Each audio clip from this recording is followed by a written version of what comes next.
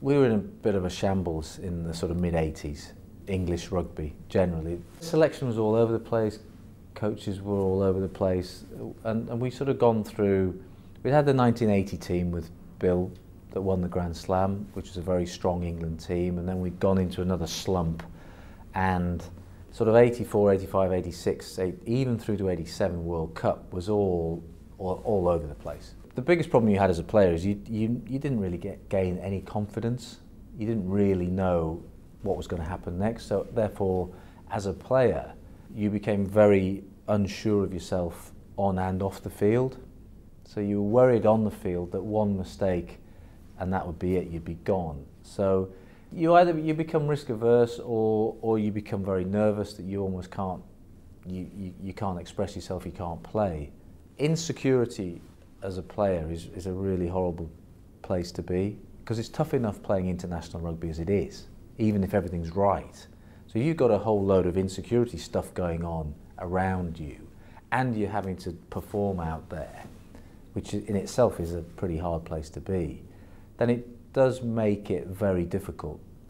So I think what Jeff Cook, was after that World Cup that took over, and started in 88 when Will was named as captain, and that's when the journey to 91 started.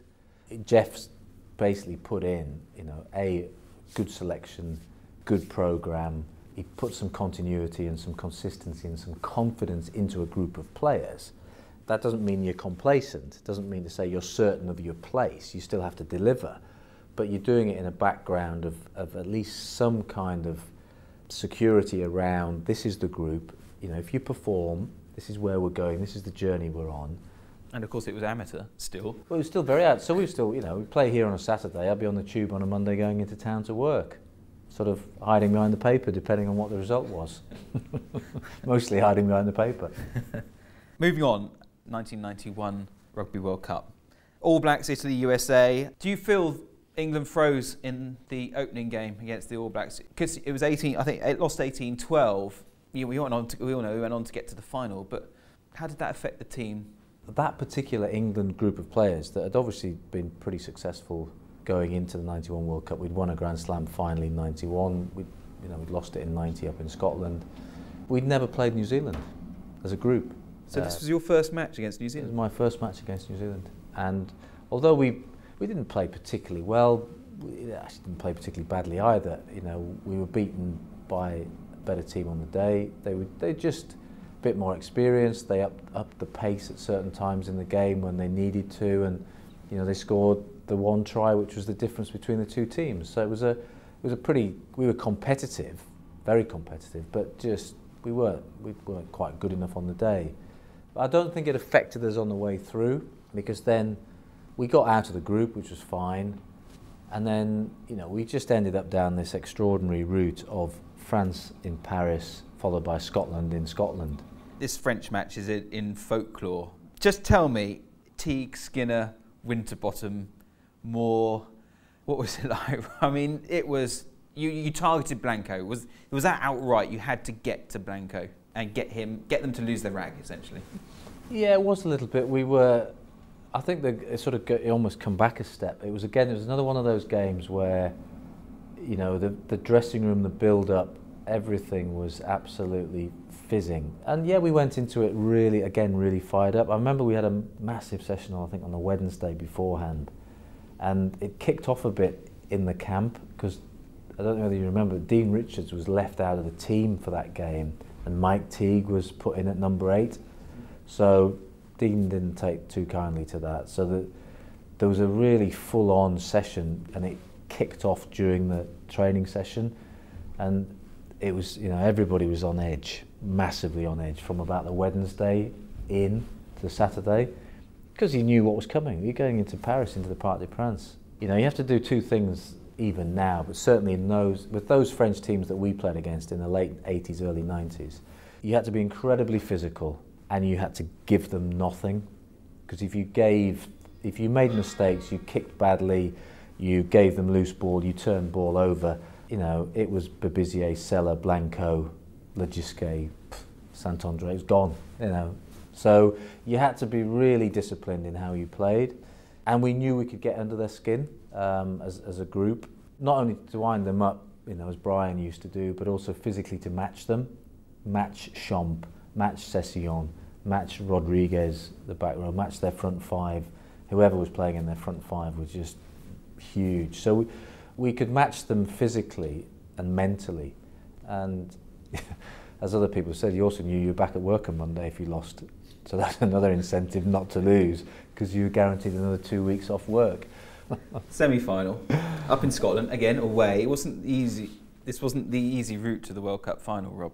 It was tight, wasn't it? And I remember interviewing Will when Gav had the kick to win, thinking it was all over. Did you think it had gone? Neither of us had looked like scoring a try. It was we'd given up on trying to score a try. So you knew it was going to finish 9-6 or 9-all or 12-9. It was just one of those. I had it written all over it from about 10 minutes in. So when Gavin missed, you're sort of thinking, well, it's 6-all. We don't have to claw the 3 back to get it to 9-all. So we've got one.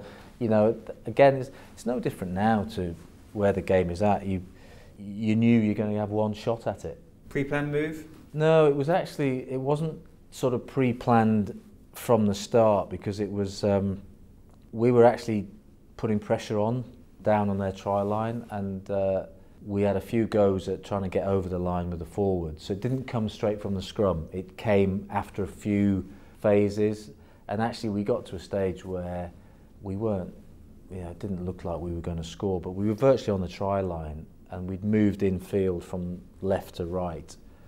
So it was a really good position for a drop goal, just to the left of the posts. And I mean, I was virtually under the post when I kicked it, just slightly to the left. And you just need to get in front. You just need to, so it was the right and obvious thing to do, and it put us in front with not that long to go on the clock. We then held on. Yeah, it was great, to win in Scotland and to get to the final of the World Cup, which was obviously something that we desperately worked hard for 3 years to do that. The final, again, I hark back to an interview I did with Will. All this myth and rumour about England changing their tactics for the final. He said, if I'd gone up to the forwards and said, we're changing our tactics, they'd have told me, get lost, Will. What went on in that final? Because England did play did you play a slightly different, or have we all made it up? No, we did. Will and I have disagreed on this for a number of years. We did change our tactics. Absolutely we did. And to run it more? Yeah, and we got it wrong, in my view. For some reason, we definitely allowed ourselves to be conned a little bit, again, by the Aussie psychology mental machine. Bob Dwyer did a job on us in terms of it would be terrible for the game if England win the World Cup. They're boring, they'll set the game back 20 years. It's awful, usual Aussie rubbish, to be honest. But we did fall for it, in my view. We definitely changed. And with hindsight, I think it was probably the wrong thing to do. Interestingly, during the game, because I remember thinking about it during the game and talking to Will about it during the game and some of the forwards, and actually we were at a crucial point during the game. The game was close, and we were pressuring Australia. We were in the game, so it wasn't as if things were going horribly wrong. And there was a point in the game, somewhere just after half time, where we had a discussion around, should we carry on down this road? Are we going to get there? Or should we go back to where we were and change back to what we'd been doing? And I remember us saying, no, let's keep it going, because actually we're one score, and we felt we were going to break them. And we had Campo's deliberate knock-on, which if it had gone to Rory, he might have scored. We had lots of breaks, and we were just one more pass from getting through. We had caused them problems, definitely. And hindsight's a wonderful thing, isn't it? But it's I've said this. I've only ever said this or it's the only game I would like back as a player. It's the only one I would like to play again. It's a bit like playing cricket when you nick it and you go, can I stay in? Can I just have this innings again? And I think a lot of us feel that. I think if we'd gone a different road, and we'd gone the road we'd been on for the previous 12, 18 months, as we played in Paris, as we played in Scotland, actually, genuinely, I do think we would have won. I do think we would have been world champions. But on the day when you are playing the final, we didn't deliver. And that's why Australia were world champions.